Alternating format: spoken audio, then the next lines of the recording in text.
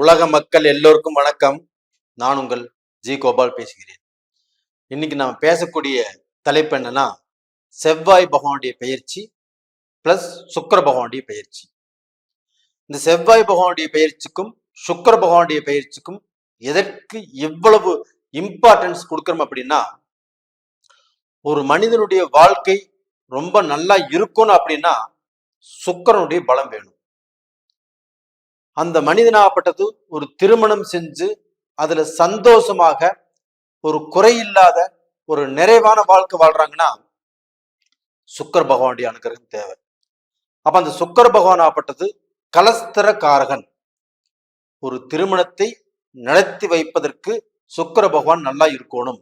அந்த சுக்கிர பகவான் நல்லா இருந்தால் மட்டும்தான் அவங்களுக்கு நல்ல தாரம் அமையும். அது போக அவங்களுடைய வாழ்க்கையில ஒரு நல்ல வாழ்க்கை வாழணும்.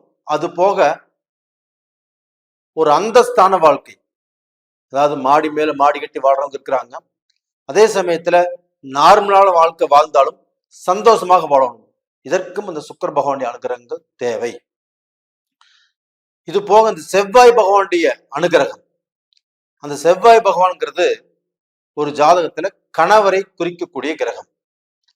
அப்ப அந்த செவ்வாய் பெயர்ச்சிங்கிறது நல்லா இருக்கணும் இல்லைங்களா? நல்லா இருக்கும் வேணும் இல்லையா?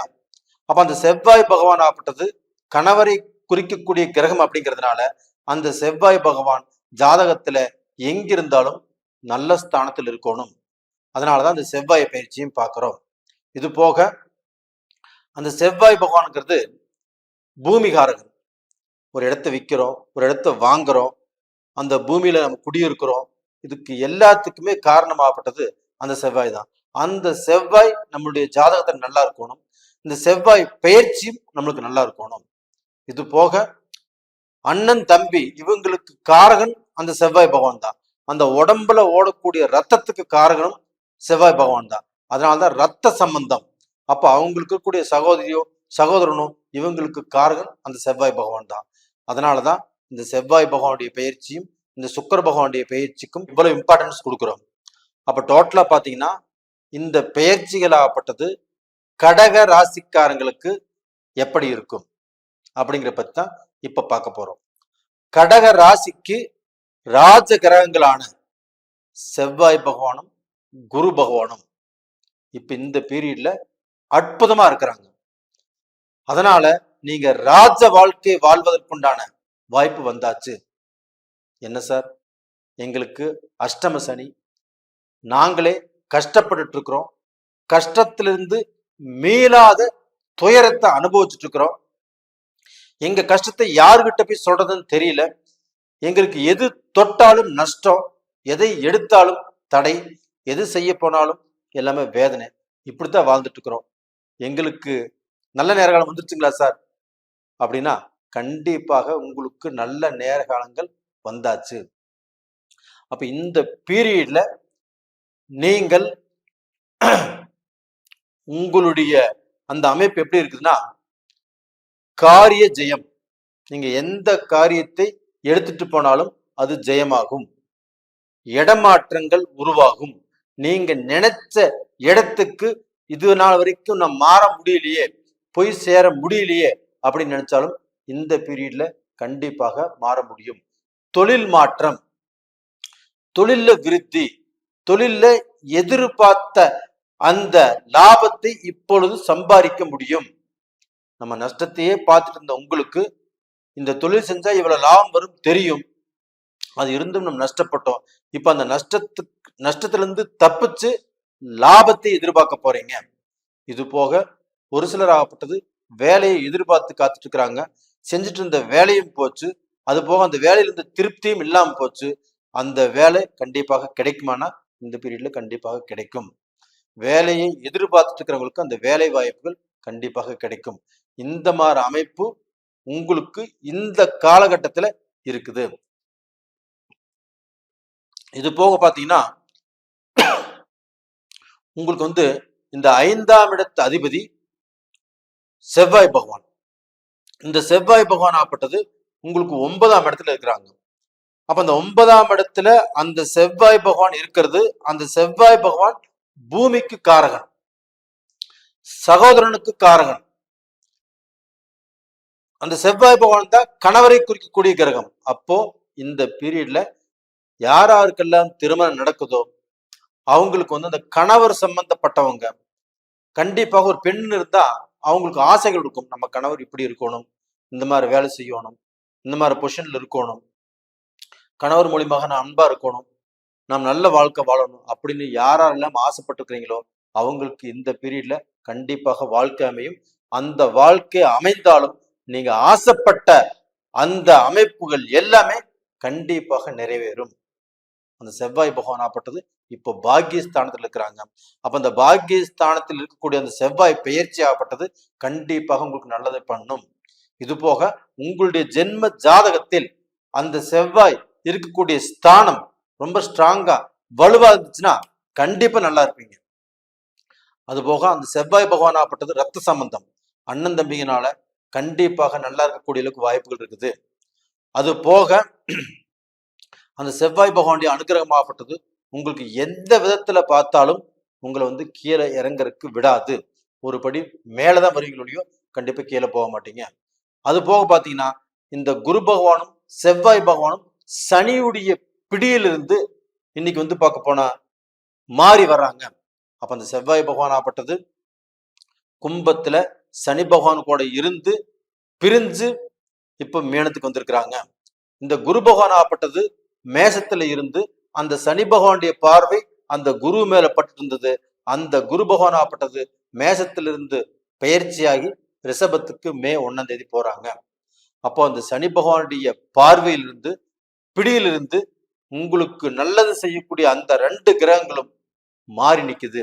அப்ப இதனால கடக ராசிக்காரங்களாகப்பட்டது குருவால நல்லா இருப்பாங்க, செவ்வாயால நல்லா இருப்பீங்க. அது போக அந்த சுக்கர பகவான், அந்த சுக்கர பகவான் ஆகப்பட்டது உங்களுக்கு 11ஆம் இடத்துக்குரிய கிரகம் 10ஆம் இடத்துல இருக்கிறாங்க. அப்ப அந்த 10ஆம் இடத்துல சனியுடைய பார்வையில் இருக்கிறாங்க. அப்ப அந்த 10ஆம் இடத்துல ஒரு கிரகம் இருந்தால் நல்லதை செய்யுமா அப்படின்னா கண்டிப்பாக நல்லதை செய்வதற்கு வாய்ப்புகள் இல்லை. அப்ப அந்த சுக்கர பகவான் ஆகப்பட்டது உங்களுக்கு நல்லதை செய்ய கூடாத சூழ்நிலையில இருக்கிறாரு. அவரை இந்த சனி பகவான் ஆகப்பட்டது 3ஆம் பார்வையாக அந்த மேசத்தில் இருக்கக்கூடிய சுக்கர பகவானை பார்க்கறதுனால அந்த சுக்கர பகவான் ஆகப்பட்டது மறுபடியும் கெட்டு போறாரு. அப்ப அந்த கெட்டவன் கெட்டிடில் கிட்டிடும் ராஜ்யோகம்ங்கிற மாதிரி உங்களுக்கு அந்த சுக்கர பகவானால கண்டிப்பாக நல்லது நடக்கும். அப்ப திருமண வாய்ப்புகள் நல்லா இருக்கும். அது போக பாத்தீங்கன்னா இந்த குழந்தை பாக்கியம், கடக ராசியில பிறந்தவங்களுக்கு குழந்தை பாக்கியம், அந்த குழந்தை செல்வம் பல வருஷங்களாக பல மாதங்களாக தடைபட்டு இருந்த அந்த குழந்தை பாக்கியம் இந்த காலகட்டத்துல கண்டிப்பாக நடக்கும். அப்போ வந்து பாத்தீங்கன்னா அந்த குழந்தை பாக்கியத்துக்குண்டான அமைப்பு 5ஆம் இடம். அந்த 5ஆம் இடத்துக்குண்டான கிரகம் செவ்வாய் பகவான். அந்த செவ்வாய் பகவான் ஆப்பட்டது பாக்கியஸ்தானத்தில் இருக்கிறாங்க. அந்த பாக்கியஸ்தானத்தில் இருக்கிறதுனால அந்த குழந்தை செல்வம் அப்படிங்கிறது உங்களுக்கு 100க்கு 100% கண்டிப்பாக கிடைக்கும். அது போக பாத்தீங்கன்னா அந்த செவ்வாய்ங்கிறதுனால அந்த செவ்வாய் ஆகப்பட்டது உங்க ராசிக்கு 3ஆம் இடத்தை பார்க்கறதுனால கண்டிப்பா உங்களுக்கு தைரியம், தன்னம்பிக்கை, வீரியம் எல்லாமே பிறக்கும். இது கூட அந்த குழந்தை பாக்கியம்ங்கிறது நம்மளுக்கு ஒண்ணு கிடைக்குதுன்னா கொஞ்சம் மருத்துவ ரீதி சம்பந்தப்பட்ட விஷயத்துலதான் அந்த குழந்தை பாக்கியம் நம்மளுக்கு கிடைக்கும். அப்போ ஒருத்தர் வந்து மாசமா இருக்கிறாங்க, அவங்க டெலிவரி ஆகுது, கண்டிப்பா அவங்களுக்கு ஆபரேஷன் ஆகும். அது போக வந்து ஒரு மருத்துவ ரீதியிலேயே குழந்தை பிறக்கிற அளவுக்கு வாய்ப்புகள் உருவாகும். இது மாதிரி வாய்ப்புகள் ஆப்பட்டது செவ்வாய் பகவானால இருக்குது. இது போக அந்த செவ்வாய் இருக்கக்கூடிய இடத்துல அந்த புதன் நீச்சமாக இருந்து அந்த புதனாகப்பட்டது உங்களுக்கு விரையாதிபதி. அந்த விரையாதிபதி உங்களுடைய ராசிக்கு 3ஆம் இடத்தை பாக்குறாங்க. அப்ப அந்த 3ஆம் இடத்தை பாக்குறதுனால சகோதரிகளுக்குள்ள கொஞ்சம் மனஸ்தாபங்கள், மன கஷ்டங்கள் கண்டிப்பாக வருவதற்குண்டான வாய்ப்பு இருக்குது. இது போக பாத்தீங்கன்னா அந்த விரயஸ்தானம் அப்படிங்கிறதுனால உங்களுக்கு வந்து வரக்கூடிய கொஞ்சம் செலவுகளும் இந்த பீரியட்ல அதிகரிக்கும். அப்போ அந்த செலவுகள் அதிகரிக்கும். சகோதரர்களால் கொஞ்சம் பிரச்சனை வருதுன்னா கொஞ்சம் நீங்க அட்ஜஸ்ட் பண்ணி போய்க்கலாம். அது போக அந்த குரு பகவானும் உங்களுடைய ராசிக்கு 3ஆம் இடத்தை பார்க்கிறாங்க 5ஆம் பார்வையாக. அப்ப அந்த குரு பகவானும் அந்த 3ஆம் இடத்தை பார்க்கறதுனால உங்களுக்கு எவ்வளவு கஷ்டங்கள், நஷ்டங்கள், விரயங்கள் வந்தாலும் அந்த குரு பகவான் கண்டிப்பாக அதற்குண்டான ஒரு விமோச்சனத்தை கண்டிப்பா உங்களுக்கு கொடுப்பாரு. அப்ப டோட்டலா பாத்தீங்கன்னா இந்த கடகராசியில பிறந்தவங்க கடந்த காலத்துல தன்னால முடியல அப்படிங்கிற அளவுக்கு வேதனைப்பட்டு சிரமப்பட்டு ரொம்ப ரொம்ப முடியாத சூழ்நிலை இருந்தா கூட இந்த காலகட்டத்துல தப்பிப்பாங்க.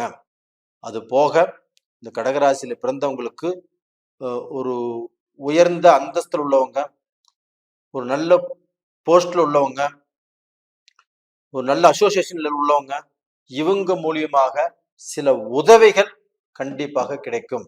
அப்போ நீங்க ஒரு வாய்ப்பே இல்லாம இருக்கிறீங்க, அந்த வாய்ப்புகளாகப்பட்டது உங்களை தேடி வரும். அப்ப அந்த தேடி வந்து அந்த வாய்ப்புகள் கிடைச்ச அந்த வாய்ப்புகள் மூலியமாக நீங்க முன்னேற்ற பாதையில போகக்கூடிய வாய்ப்புகள் இந்த பீரியட்ல கண்டிப்பாக கிடைக்கும். அதனால கடகராசியில பிறந்தவங்க இப்ப 7 சனி சாரி அஷ்டம சனி இருக்குது, இந்த அஷ்டம சனியில பாதிக்கப்பட்டு இருக்கிறோம், இன்னுமே நம்ம பாதிக்கப்பட்டுருவோம் அப்படிங்கிற பயம் தேவையில்லை. அதே சமயத்துல உங்களுடைய ஜென்ம ஜாதகத்துல நடக்கக்கூடிய தசா புத்திகள் நல்லா இருந்துட்டாவே இந்த அஷ்டம சனி கண்டிப்பாக பாதிக்காது.